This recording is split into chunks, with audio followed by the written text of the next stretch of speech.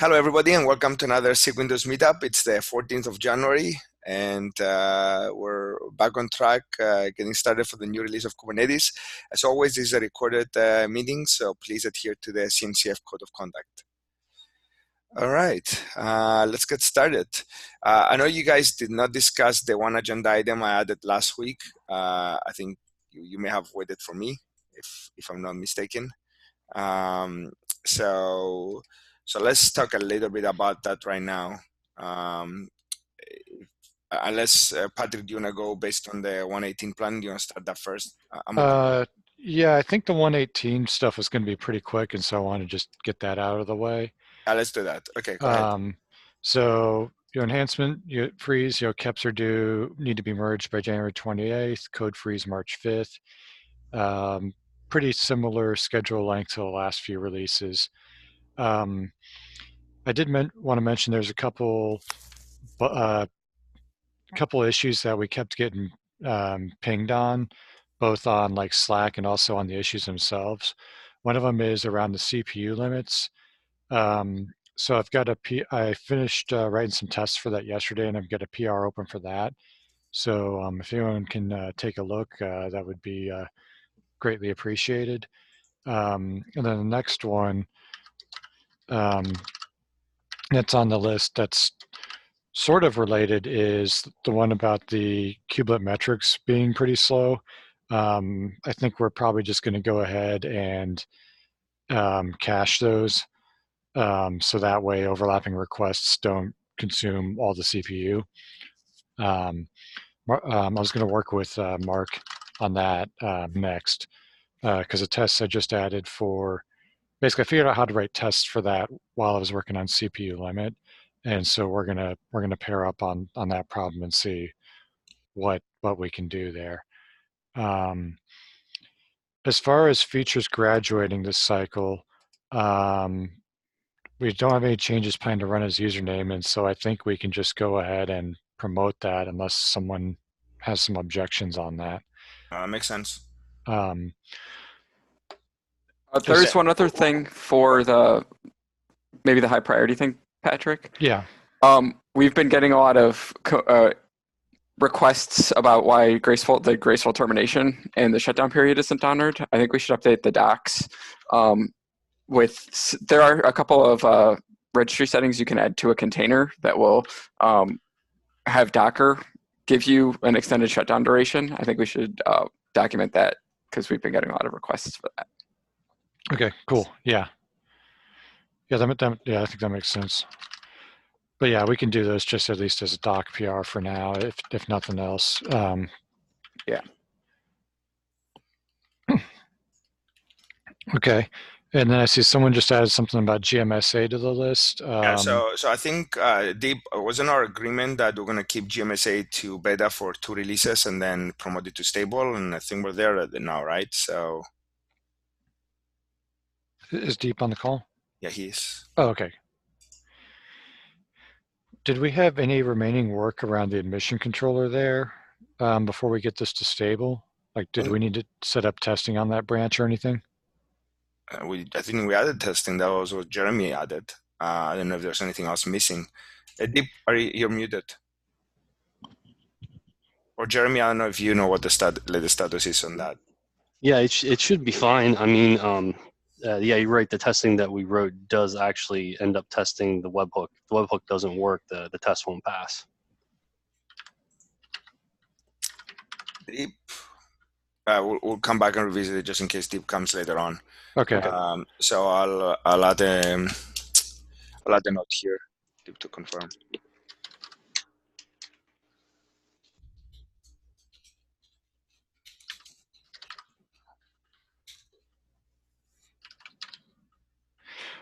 Okay. And then we wanted to put kubeadm to beta, right? So I don't know. So I think, Ben, you had asked a question a couple of times. Do we need a new KEP, or do you want to amend the KEP since the process changes now?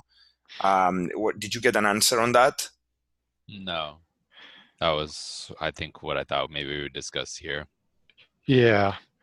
So I think we should look at Ben's doc and talk about this, Yeah, okay. because if we want to change a design, we shouldn't do that between alpha and beta. We should do that and let it sit as alpha for a release. The problem with me, this personal perception, right? So I don't want to keep it as alpha one more release. I would rather if we have it as beta, more people will use it, more people will have a little bit more confidence on it. I know changing the design is like starting fresh, but we're changing the design based on lessons we learned from alpha towards beta, right? And these are opportunity, unless we know for sure that would change it again later, which is maybe unlikely. My personal preference is to market beta, just so we can get more usage out of it.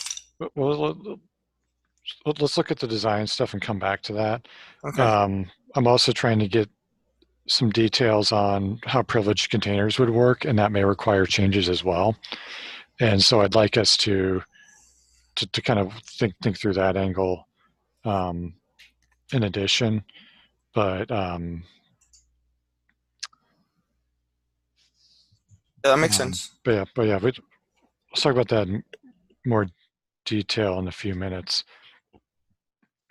Wow, we've got an anonymous Nyan cat.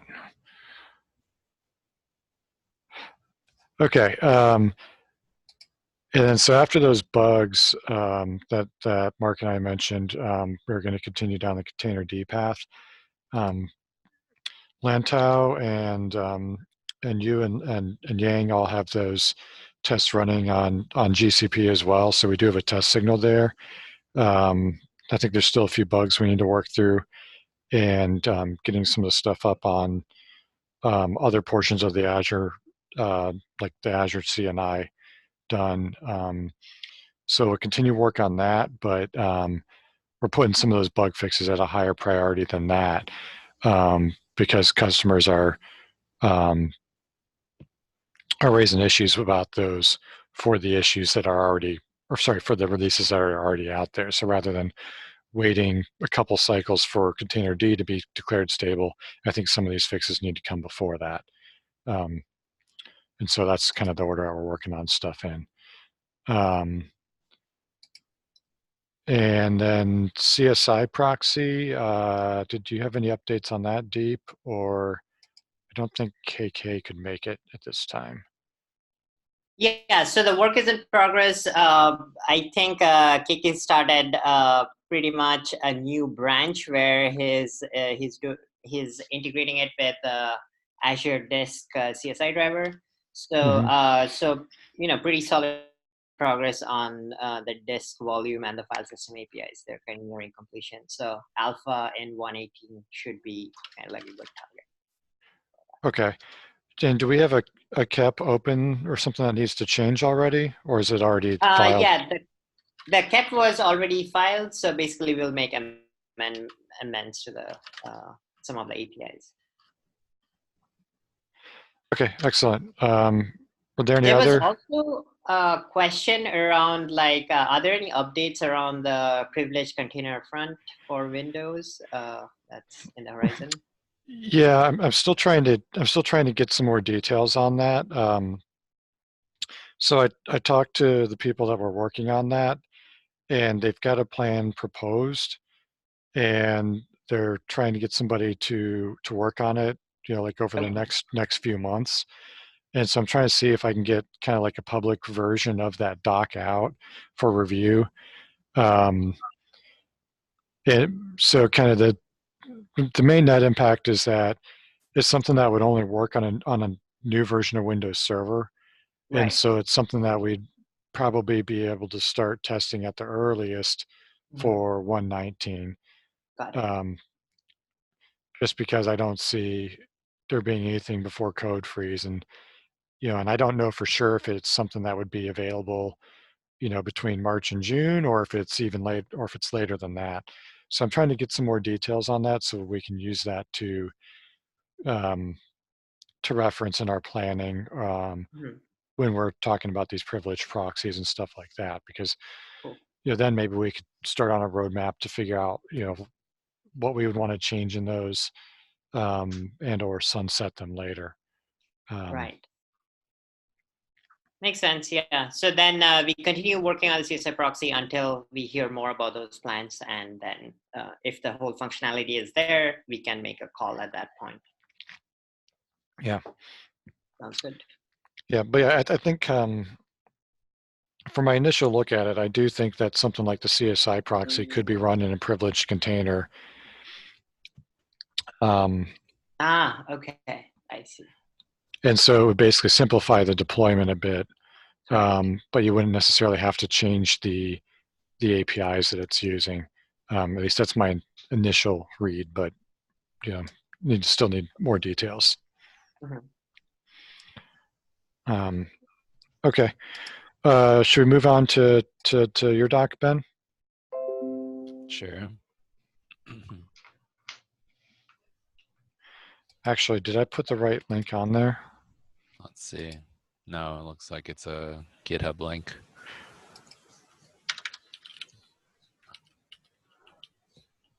As the one that I shared out in. Let's see.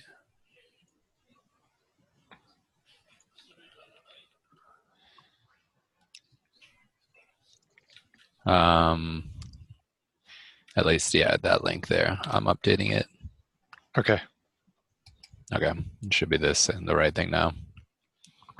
To a Google Doc. But this is the same thing that I like this last week, yeah.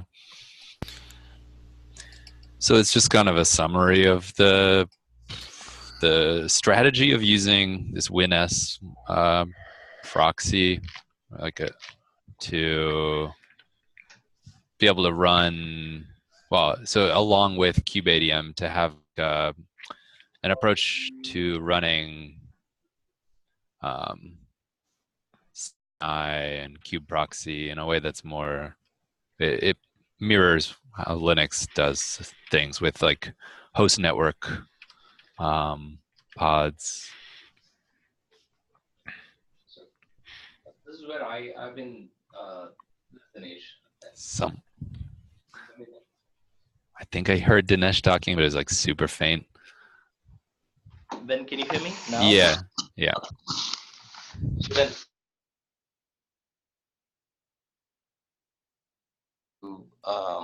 find the gaps between Windows and Linux, and we have been trying to propose a bootstrap provider that can work similar to how Linux Cloud Init works. So basically, have the Cloud Init is today giving us the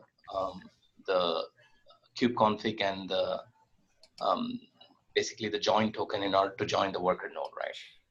You're talking about some cluster API stuff right now. Just want to be clear, this is just about, I mean, we can talk about that too, but it's kind of broadening the scope of the discussion. But we are doing a few bits and pieces everywhere. And in my opinion, if we keep doing this, we will never be able to basically keep the same flow as Linux, right? So not having a cloud init, for example, because when I look at this, you have provided a mission deployment YAML, and in that you are running PowerShell script, and we are doing things out of ordinary way, right? I think you're still looking at the link to the GitHub about cluster API or something. Okay, so is there another document? Yeah, this is just about like, I mean, it's about WinS as a just WinS and KubeADM. I'm not talking about the cluster API work. So I think WinS is another thing that I feel like privileged container is the right way to solve the problem, because WinS we have to keep adding APIs across HNS and across HCS if we go through this route, right? I've been putting pressure on the base team to basically give us the timeline on the privileged container, and they've been telling every iteration. So I think if you put pressure, I don't know, Patrick, what do you think? Well, keep adding APIs. Well, so the WinS proxy can just run an arbitrary process, and so this would give you a way to potentially ship something and then run it on the host. It's not as clean as running it in a true container, but it lets you run arbitrary code. And so, if we're trying to move back to using the same sort of kubeadm phases that are used by both Cluster API and kubeadm itself, this is much more consistent because it still relies on getting configurations from Kubernetes and CRDs. It still schedules things with the daemon set. And what I think, what I'm hoping is feasible is that we could use things like the CSI proxy and WinS today on Windows Server 2019, so that way we've got a solution for people that want to use kubeadm with that LTS version.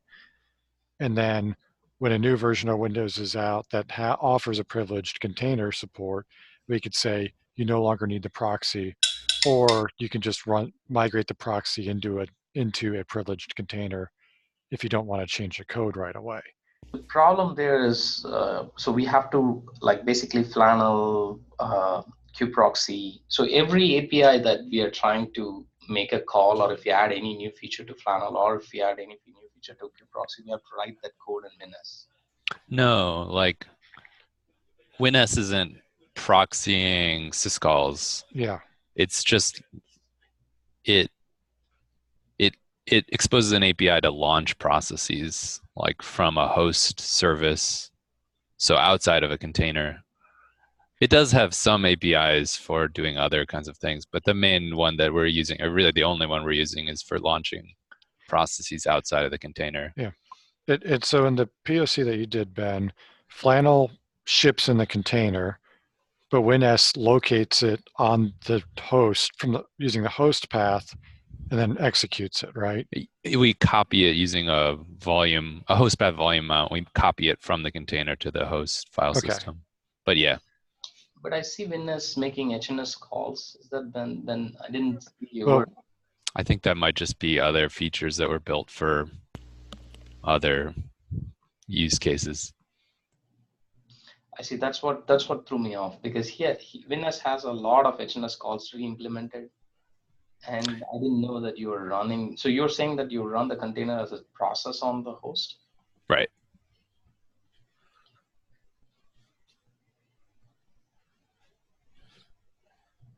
So none of those WinS HNS HCS calls is used? No.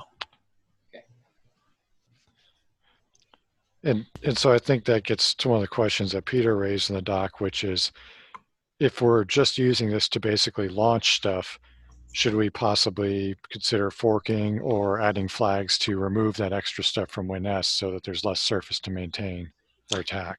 Yeah. And actually, I want to add on top of that, if possible, after we're done with the bootstrapping, do we even need to keep Wins open with the name pipes, or can we just shut it down? Well, at least, so both Flannel and kubeproxy will continue running, and since those processes are still managed by WinS, WinS still needs to be running. Yeah, so if you want to update your kubeproxy or your final config, if WinS isn't there, then you're broken. Got it. So there's no way for us to limit the attack surface. Yeah. Yes. But yeah, I mean, that's the other, I think, big thing. But as my argument for that is just that it's the same attack surface pretty much as privileged containers and host network pods on Linux today, with maybe the caveat of it's a little less tested and it's a little less Well, yeah. the one advantage of privileged pods is that they can use a pod security policy that will disable those. While in our case, is there a way that we can limit that? Yeah. So since the way that you use WinS from a container is via a host, like the name pipe, you can limit access to the name pipes. Can we add a pod security policy to limit that access? Yeah. So if we can add that as well, that will be part of our KEB and our implementation, then that gives you up to par from a security standpoint with Linux. Well, Linux doesn't ship with any pod security policies, at least not in the defaults that I've seen. So yeah, we would actually be more restrictive, and pod security policies are kind of once you enable them, they start to get they make everything a lot more complicated. Yeah, So, I mean, they do make a lot of things complicated. That's why you're seeing other tools sitting on top of Kubernetes trying to manage those things. But I mean, the biggest thing for us is we just need to give them the available tools. So if someone doesn't want to go down this path, obviously they don't have to use kubeadm or right. Cluster API. They can just manually bootstrap everything. But if they do choose to use them, they could be restrictive the same way they could be on Linux. Yeah. So that makes sense. If you can add that to the doc, and that'd be great. Peter, going back to Peter's argument, hopefully I didn't mean to glance it. Is there anything else we can do on that? On what? Oh, on yeah, Patrick, you mentioned that Peter also had a concern. about removing features. I think so. So forking it and removing the unwanted things. Yeah. I mean, I guess it might be a good idea. It's just more work or something, or we have to. I don't know. I just brought up the question. I didn't have a strong argument one way or the other for it. It's just. No, I have a concern on Wins just because of that, Ben. It has a lot of interface rewritten, and that's what threw me off when I looked at Wins code. And I mean, if you're just using the process service API, do we really need that much of code in Wins? Is something that, I mean, but we need to bring the Rancher person into the discussion and talk to him. I don't know. The random loop person, I don't know the exact name. Yeah, I mean, why? Okay. Or what do we need to discuss just to? I think what we're getting at here is, I mean, ranchers obviously got that there for their use case. Yeah. And so I think the question is, do we make a forked version or a similar project with a slightly narrower scope and basically maintain that as a SIG, or do we basically share the same thing with Rancher? I mean, it may be that with your other POC, maybe they decide that they don't even want to maintain the HNS calls in there if they consolidate on the same approach. So I think it'd be reasonable to at least see if we can reach out to them and see what they think about it. Yeah. There's some other just like trivial things that I actually do want to change in it if we were to go like make this official. Just like there's some Rancher branding in the like Windows service that it creates. That just would be confusing to users probably. So I have a quick question on the host network. Ben, if you're going to do process API shimming, why do you need a network? I could only hear like some of the. So if you're going to, can you hear me now, Ben? Yeah. If you're going to shim the process level APIs, why do you need a network? Shim. What do you mean need a network? What is the purpose of this host network? So that's so I think what you're referring to is like when you create the flannel daemon set, it has to be on the it's a host network container that you create. And that's just because Kubernetes, like the kubelet will refuse to schedule pods when CNI hasn't been initialized. Looks for like specific files to be written to disk, but it will allow host network pods to be created. So despite the fact that we're not actually using host networking because that doesn't work on Windows like the same way, it kind of tells kubelet to allow this pod to start before CNI. Okay, so it's just this network is not used at all. It's just no. Yeah, there's nothing that like the only thing that runs in that container will be the WinS client process, which just talks over a name pipe. Okay. So yeah. Yeah, and so if we wanted to avoid using host network as a workaround there, then we'd have to instead basically go create a new feature that is a Nicholas pod. Yeah. Yeah.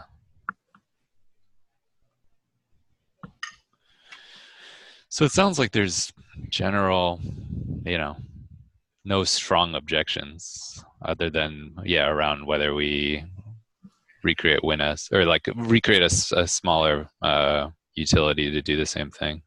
The only, yes, the concern with that is if the way I understand WinS, any pod that can be launched, and if WinS, the client can talk HNS calls and basically program it, that is the attack surface I'm worried about. And that's what the pod security policies, I believe, mitigates. We don't have any pod security policy by default in Windows. Right. Well, it wouldn't be on Windows. It would be a pod security policy applied to the cluster. It's not implemented at the kubelet level. It's done at the API server level. But this is like, on Linux by default, you can like mount the root disk and like, hose your whole machine if you want to. It's the same story that like by default, it's very insecure. Yeah. But we can have like recommendations for how to make a production ready configuration. Yeah, I would be much more, keep me in that discussion with WinS team. I would be much more happier if there is no surface attack from HNS calls, but let's talk to them and see if there is something that we can do. I mean, do you have any other ideas for approaches that would work on shipped OSs, Dinesh? No, this process service, I like this idea. It's just that WinS has more attack surface that I'm worried about. It has like a lot of HNS wrapper codes. Yeah. It's CS wrapper codes, and a client can issue calls to the host basically through HNS. It's a little bit bothering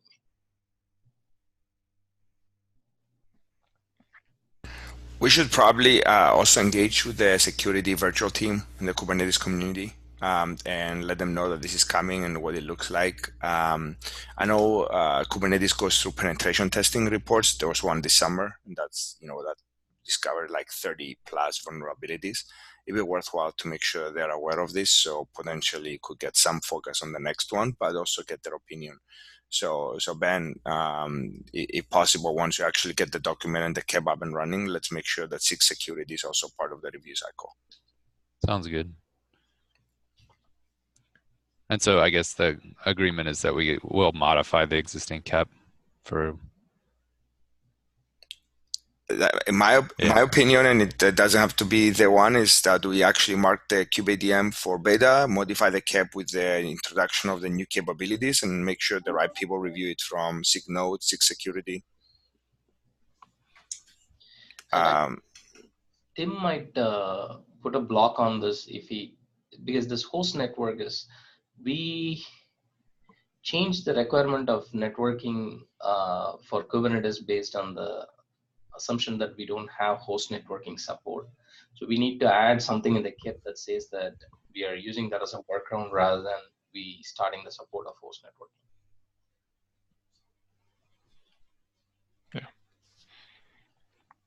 Yeah. Okay. Cool. All right, so we have relatively a couple of weeks to get this done before the deadline. So maybe if you get something out for next week, we can all review it and give us some time to finalize this. I'm pretty sure that SIG Security will need at least a week to go through this. Okay. Cool. Thank you, Ben. Yeah.